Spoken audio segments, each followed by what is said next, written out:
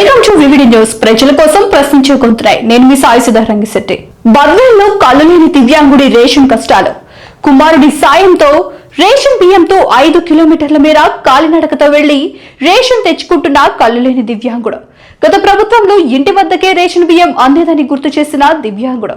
వైఎస్ఆర్ జిల్లా బద్వేల్లో దివ్యాంగుడి దుస్థితి. ఇప్పటికే పెన్షన్ తో కూటమి ప్రభుత్వంపై వ్యతిరేకత కనిపిస్తున్న నేపథ్యంలో ఇప్పుడు దివ్యాంగుల రేషన్ కష్టాల రూపంలో ఇలాంటి వీడియో వైరల్ గా మారితే ప్రభుత్వంపై వ్యతిరేకత ఎక్కువయ్యే అవకాశాలు లేకుండా పోలేదు. కూటమి ప్రభుత్వం ఇప్పుడైనా కాళ్ళు లేని దివ్యాంగులను గుర్తించి ఇంటి వద్దకే రేషన్ బియ్యం అందేలా చేయాలి.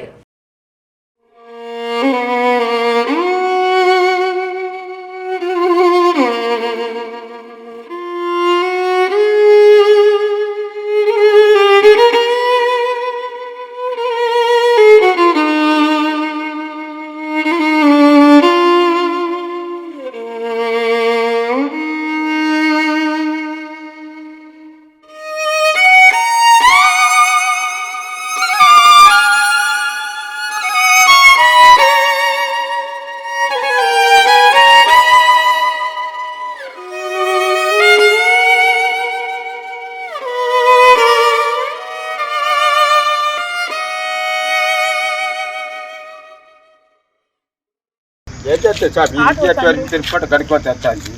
ఏం ఆదాయం జరుగుతుంది నాకు? ఏ పనులు చేసే లేరు, ఏమి లేరు.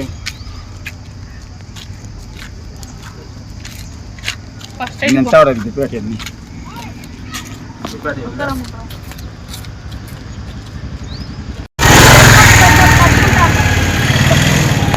ఎవరో పడతారండి. ఏమన్నా కావాలి స్వామి? బాడిగలలో ఉండవచ్చు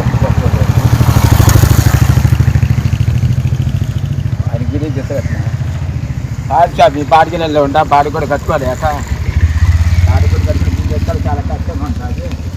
ఉద్యోగం కట్టుకోవాలి. ఎట్ట బావాలా పట్టాలి కారు అడ్డు ఇంకాదు మనకి ఆటో వాడు 50 ఇస్తే అనకూడదు.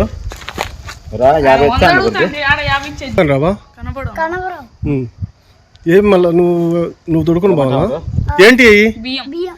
ఎక్కడి నుంచి ఎక్కడికి?